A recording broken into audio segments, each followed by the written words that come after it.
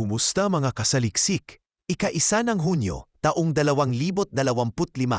Isang araw na babalikan sa kasaysayan bilang ang araw na unang beses na tinamaan ng isang lihim at mapanlinlang na atake ang pinakamahalagang bahagi ng estratehikong puwersa ng himpapawid ng Russia.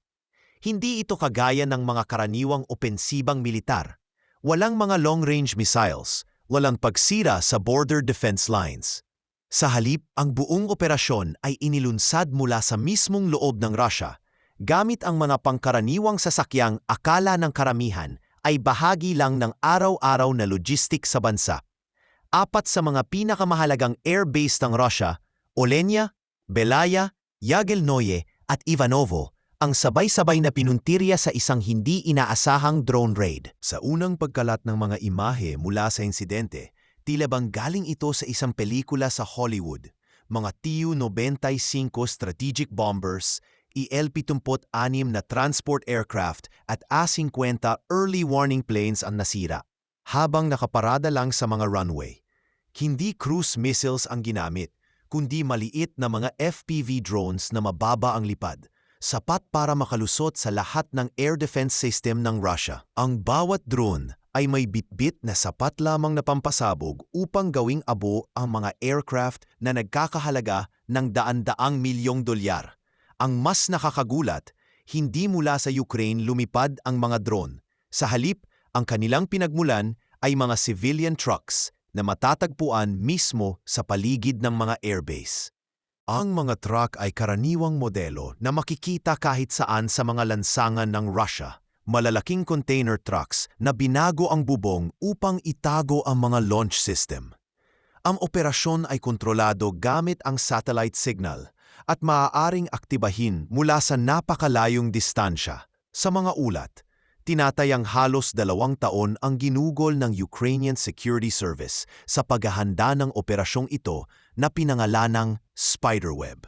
Kaagad pagkatapos ng paglulunsad ng mga drone, ang mismong truck na ginamit ay sumabog at nasunog, nawawala ang lahat ng ebidensya. Ang mga video mula sa security cameras at mga kuha na kumalat sa Telegram ay nagpakita ng eksenang halos hindi kapanipaniwala. Mga drone na isa-isang lumilipad mula sa likuran ng truck, sinundan ng sunod-sunod na pagsabog na agad magpaguho sa buong fleet ng mga sasakyang panghimpapawid. Tumagal lamang ng wala pang 20 minuto ang buong insidente, ngunit sa panahong iyon, isang makabuluhang bahagi ng estratehikong air power ng Russia ang naging abo. Ngunit ang pinakamalalim na epekto ng operasyong ito ay hindi lang pisikal.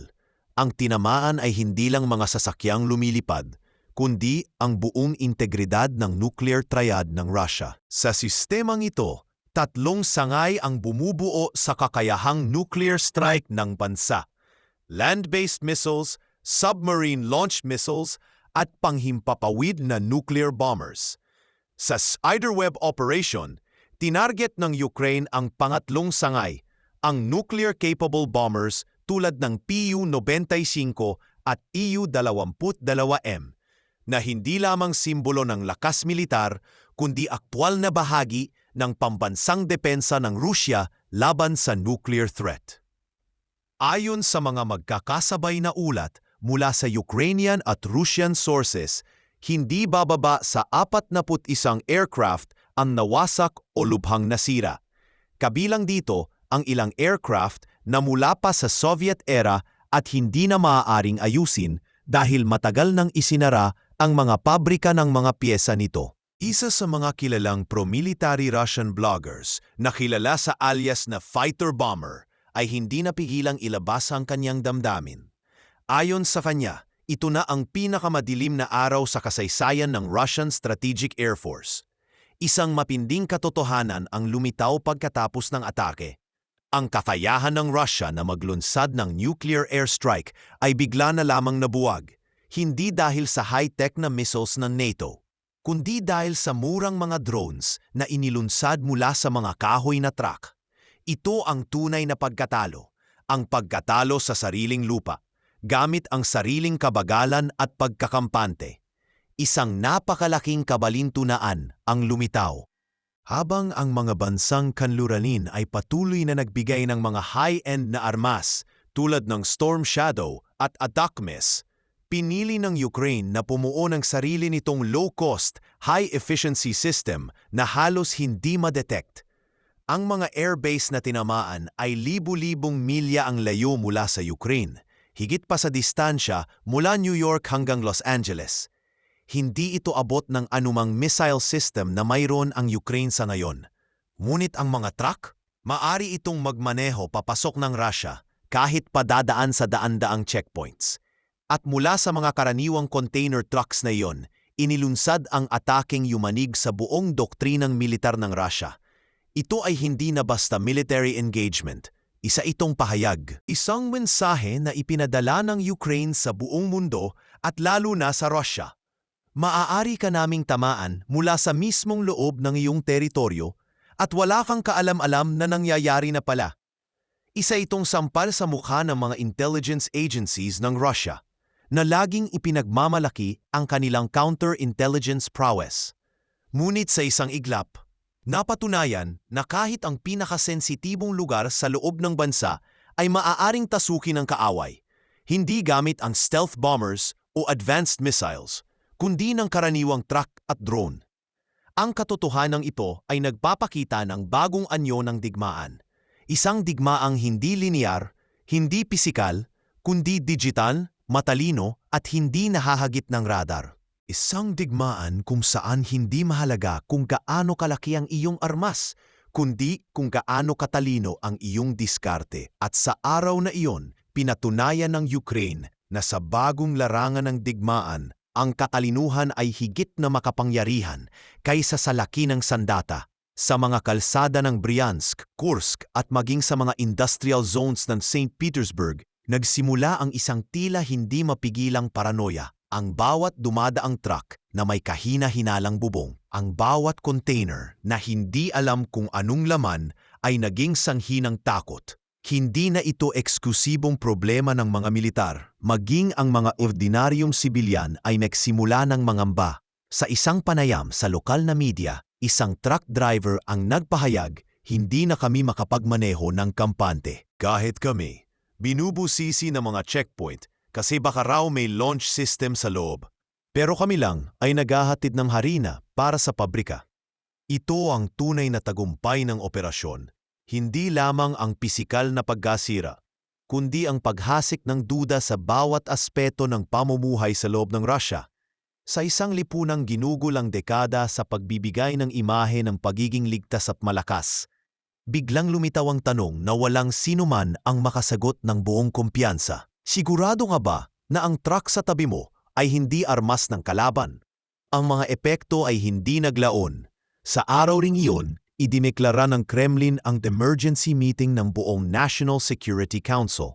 Mula kay Defense Minister Shoigu hanggang sa mga mataas na opisyal ng FSB, lahat ay dumalo. Ngunit sa kabila ng tila organisadong pagtugon, kitang-kita ang tensyon. May mga ulat ng sabayang sabotage sa mga railway lines sa Bryansk at Kursk, bagay na nagpalala pa sa hinalang may mas malawak na kampanya ng panloob na destabilisasyon. Sa isang classified briefing, isang mataas na opisyal ang nagtanong sa mga intelligence commanders, paano nakalusot ang 12-12 ng drone sa gitna ng pinakamabigat na security protocols ng bansa? Tahimik ang lahat. Isang analyst mula sa GRU ang sumagot sa wakas, "Sir, hindi po natin kailanmang inakala na ang pinakaordinaryong truck ay maaaring magdala ng ganitong operasyon. Hindi natin ito nakita dahil hindi natin ito hinanap. Hindi rin nakaligtas sa public opinion ang mga ahensya ng seguridad." Sa mga Telegram channel na dating tapat sa gobyerno, sumulpot ang libu-libong komento na punong-puno ng galit at panunuya. Isang viral na post ang nagsabing, magaling lang silang manupil ng rally, pero kapag nuclear base na ang pinag-uusapan, wala silang silbi. Ang tiwalang ginukol ng mga taon upang buuin ay nagkakabasag-basag sa harap ng isang drone raid na tumagal lamang ng ilang minuto. Sa mga baryo malapit sa airbase ng Ivanovo, may lumutang pang ibang kwento. Ayon sa ilang residente, ilang linggo bago ang insidente, may mga di pamilyar na truck na nakita sa paligid, hindi nagkikilos, tila nakaparada lang sa gilid ng kalsada. Wala namang nag-isip ng masama. Isang matandang babae ang nagsabing, "Akala namin delivery lang iyon para sa mga bagong supply ng base. Wala tayong sapat na protocol para sa ganitong klaseng digmaan," pahayag ng isang retired general sa isang off-the-record interview. Ang military doctrine natin ay nakatuon sa missile attacks, NATO aggression at cyber warfare, pero hindi sa isang kahoy na truck na nagpapalipad ng drone sa likod ng compound. Ang kanyang tinig ay puno ng kabiguan at marahil takot. Sa harap ng lahat ng ito, isang mas malalim na tanong ang umuusbong. Paano maghahanda ang isang bansa laban sa kalabang hindi mo alam na naroroon? Hindi sapat ang radar, hindi sapat ang satellite imaging, hindi sapat ang baril, missile o tank. Walang nagtanong, walang nagduda. Sa pagbabalik tanaw, iyon na pala ang mga truck na may taglay na spiderweb system, mga kahoy na sasakyang nagtatago ng kamatayan. Ang epekto sa hanay ng militar ay matindi. Sa ilang mga base sa Siberia at Ural region, iniulat na iniinspeksyon ng military police ang bawat truck na pumapasok. May mga checkpoint na inabot ng hanggang 8 oras ang pila dahil sa sobrang higpit ng pagsusuri. Ngunit ito ay isang reactive na hakbang. At para sa mga strategists ng Kremlin, ito ang mas nakakabahala. Kapag ang tugon ay laging huli, kapag ang sistema ay umaasa na lamang sa paghahabol kaysa sa pag-iwas, ang kabuuan ng national defense ay nagiging vulnerable. Nagpahayag sila ng isang bagong lohika ng pakikitigma. Ang digmaang invisible, digmaang mapanlikha, at digmaang hindi kinakailangan ng daan-daang milyong dolyar upang makamit ang tagumpay. Sa pag-usbong ng bawat oras matapos ang atake, lalong lumalalim ang epekto ng operasyon. Hindi lamang sa larangan ng militar, kundi sa mismong puso ng estratehikong diskarte ng Russia. Sa bawat checkpoint na naitatag sa paligid ng mga military base, sa bawat inspeksyon sa mga truck na pumapasok sa mga depensa ng Estado, unti-unting nararamdaman ang krisis ng tiwala. Hindi tiwala sa kalaban, sapagkat iyon ay matagal nang nawala, kundi tiwala sa sariling sistema. Sapagkat ang kalaban ngayon ay nasa anyo ng karaniwang sasakyan, humihinga ng parehong hangin, dumadaan sa parehong checkpoint, at maaaring nakaparada lamang sa kanto, naghihintay ng senyas. Mula sa Vladivostok hanggang Moscow, mula sa mga kagubatan ng Karelia hanggang sa mga tabing dagat ng Crimea, ang tanong ay iisa, ilan pa bang spiderweb trucks ang narito? At kailan muling lilipad ang mga drone? Sa pananaw ng mga internasyonal na tagamasid, ito na ang simula ng panibagong kabanata sa digmaang modernong panahon. Isang kabanata kung saan hindi na ang dami ng armas o bilang ng sundalo ang batayan ng lakas, kundi ang abilidad ng isang estado na mag-isip ng lampas sa nakagawian. Sa pagkakataong ito, ang Ukraine ay hindi lamang umatake. Sa isang closed-door briefing sa loob ng Ministry of Defense, isang mataas na opisyal ng Russian Aerospace Forces ang hindi na napigilang maglabas ng kanyang hinaing. Ito na ba ang sinasabing hindi conventional warfare? Aniya habang hawak ang isang report ng pinsala. Paanong ang isang bansa na wala man lang long-range missile ang nakasira ng halos kalahati ng ating strategic bombers? Ayon sa Consolidated Report, ang mga drones na ginamit sa atake ay mayroong simplified explosive payload, sapat lamang upang sirain ang fuselage at control systems ng mga eroplano. Hindi ito high-end na teknolohiya, ngunit ang execution, ang timing, ang precision, ang kadalisayan ng plano ay nagpapakita ng antas ng katalinuhan na hindi kailanmang inaasahan ng Russia mula sa kanilang kalaban. Pero sila ang backbone ng ating nuclear air component. Kapag nawala sila, hindi lang kagamitan ang nawala, kundi ang mismong deterrence doctrine natin. Kasabay nito, lalong lumalakas ang panawagan mula sa loob ng Russia para sa agarang pagbawi sa imahe ng lakas. Sa mga Telegram channels na loyalista sa Estado, may ilan nang nananawagan ng mas matinding ganti laban sa Ukraine. Hindi ito sapat na bayaran ng isang drone raid din. Ayon sa isang kilalang military blogger na kilala sa alias na Two Majors, ito ay direktang pagwasak sa ating nuclear balance. Ang kapalit nito ay dapat magpayanig hindi lang sa Kyiv, kundi sa buong mundo. Ngunit sa kabilang banda, nananatiling mailap ang tunay na sagot mula sa mga defense strategists. Isa itong testamento sa tinatawag ng mga eksperto na asymmetrical warfare. Isang anyo ng labanan kung saan hindi kailangang tapatan ang lakas ng kalaban. Sapat na ang gamitin ang kahinaan ng sistema nito.